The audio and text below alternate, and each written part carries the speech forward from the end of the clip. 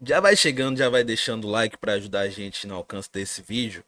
Eu queria compartilhar com vocês hoje, na verdade, eu queria reforçar uma preocupação que eu já manifestei aqui no canal anteriormente, mas que com o passar dos dias tem me deixado mais aflito e com a sensação de que caminhamos para uma temporada de 2026 talvez tão tensa quanto a de 2025, o que a gente imaginava ser impossível. Após essas notícias, né, de Marinho, de David, a gente viu que a situação de David teve uma reviravolta ali, a tendência é que Melik, a vinda dele não venha mais. Marinho, por tudo que a gente tem apurado, por tudo que a gente tem visto por parte das pessoas que cobrem o Vitória, tá dando a entender que nunca foi do interesse da diretoria trazer Marinho. E aqui a gente não quer entrar no mérito se Marinho e David resolveriam o problema do Vitória ou não.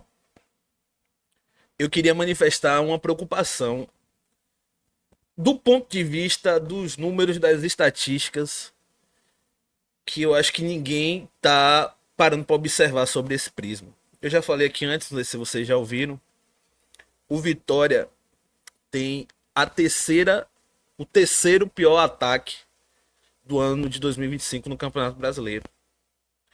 O Vitória teve um ataque pior do que o Fortaleza, que foi rebaixado. O Vitória só ficou na frente do Sport e, se eu não estiver enganado, do Juventude. É, é por aí. Mas eu sei que é o terceiro pior ataque com 35 gols. O Vitória tem menos gols do que jogos na temporada 2025. E por que eu tô alertando isso, gente? Porque a gente está hoje no dia 20, há 8 dias, vamos resumir uma semana do início do Campeonato Brasileiro.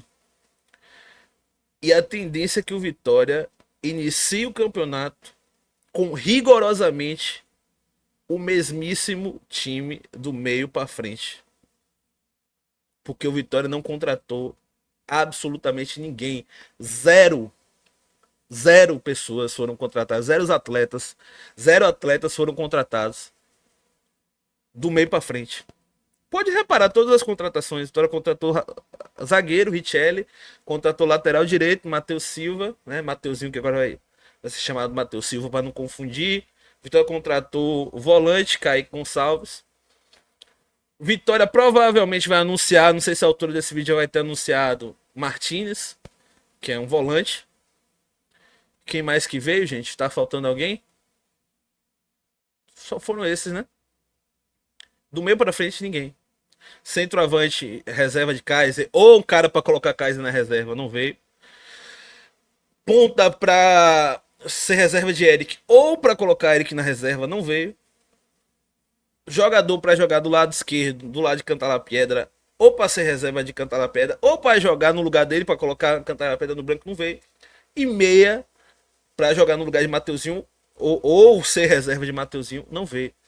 Então a gente tava falando, claro que a gente futebol é conjunto.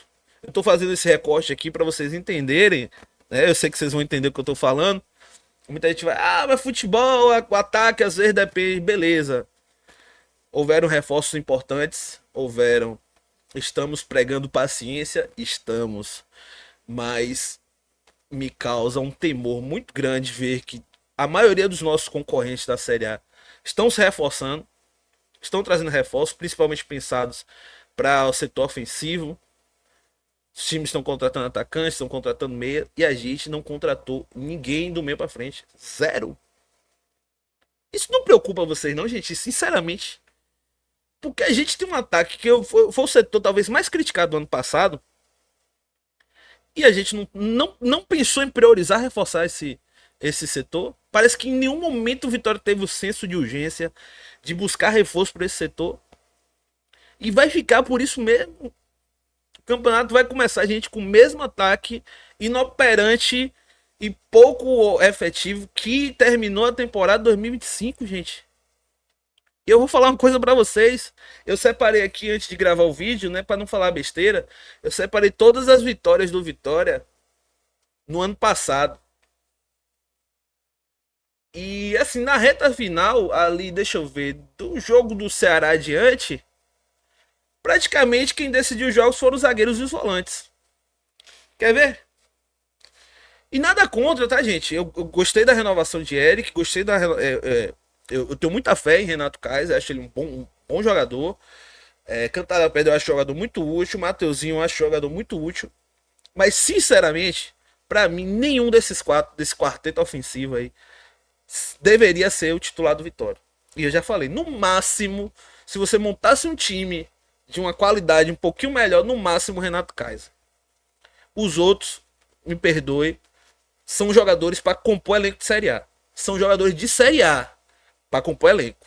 Para ser titular, sinceramente, cara, eu acho que não. Vou falar aqui os jogos do Vitória que a gente ganhou na temporada passada. E eu vou falar quem decidiu esses jogos, né?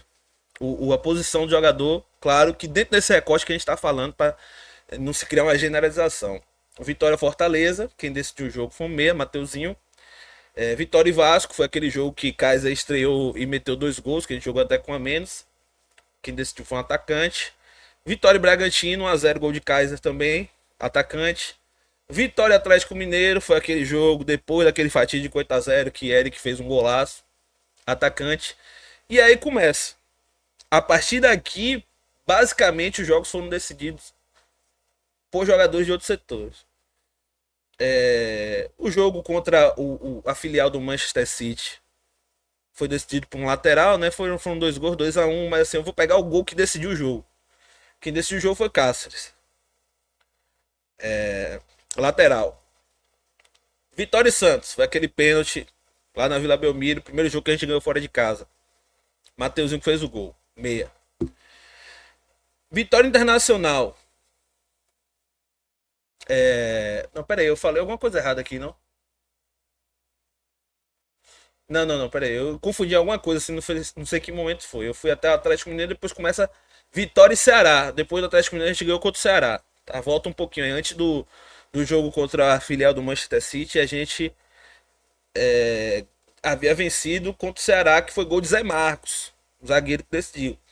Aí vem o clássico contra o Manchester City, Cáceres, Vitória e Santos, Mateuzinho, Vitória Internacional, quem decidiu foi Lucas Alter, zagueiro.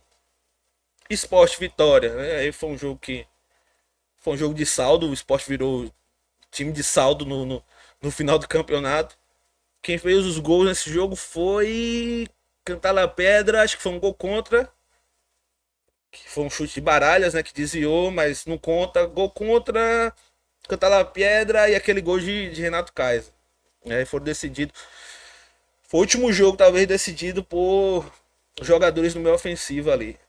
Vitória e Mirassol, um gol de Lucas Alter, outro Mateuzinho. E Vitória e São Paulo foi decidido por um volante, Baralhas. Então perceba, no segundo turno, que o Vitória fez muito melhor do que o primeiro, diga-se de passagem. A exceção do jogo contra o Atlético Mineiro, que foi aquele gol de Eric, 1x0. Todos os jogos praticamente foram decididos por jogadores de outras posições. Não foram decididos por atacantes, não foram decididos por. Tirando o jogo do Santos, que ali foi o Mateuzinho que fez um gol. E repetindo, tá, gente? Que a gente tem que ter toda hora o cuidado de repetir. Eu sei que futebol é coletivo, eu sei que não se resume a quem fez o gol, mas é para dar uma projeção que isso daqui talvez seja reflexo de que a gente tem um setor extremamente carente. Principalmente se a gente pensar do ponto de vista, que eu acho outra coisa preocupante, que o Vitória já se planejou, já virou o ano planejado para jogar novamente com 3 zagueiros. Eu falei num de nossos podcasts que eu achava que a questão dos 3 zagueiros era uma emergência pro ano passado, porque o Vitória precisava parar de tomar gols e ali conquistar as vitórias, né, na base da falando resumidamente falando, né, eu acho que é também uma generalização, mas ganhar uma bola, né, jogar por uma bola. Então, numa emergência que a gente vinha tomando muito gol, principalmente depois do jogo do Flamengo que criou essa emergência que o Vitória precisava para de tomar gol, a gente entendeu que a questão dos três zagueiros foi importante para a gente se manter na Série A. Foi uma estratégia que deu muito certo. Agora, virado o ano, se pensar em começar a jogar, em padronizar isso, tornar isso um padrão de jogo do Vitória jogar com três zagueiros, eu acho preocupante. Sabe? Porque já estamos falando de um time limitado tecnicamente do meio para frente e estamos tirando um jogador que seria ou um jogador de contenção ou um jogador ali de arraste, né, um volante de arraste que pudesse contribuir com o ataque. Estamos tirando um jogador desse setor.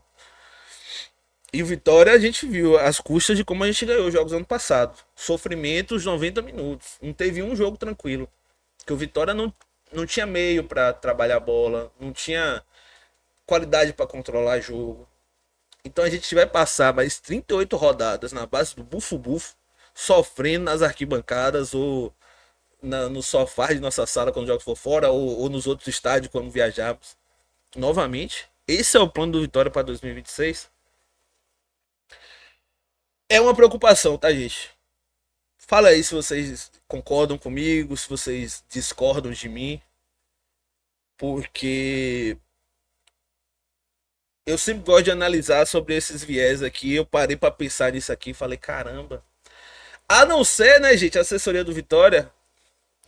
Eu tô fazendo esse vídeo agora, 8 e pouca, vou lançar lá com as 11 horas. A assessoria do Vitória falou que hoje vai ser anunciada uma nova contratação, mas não falou qual é o nome. Algumas pessoas especularam que o Vitória poderia surpreender anunciando Marinho. E eu acho que não, eu acho que vai ser Martínez.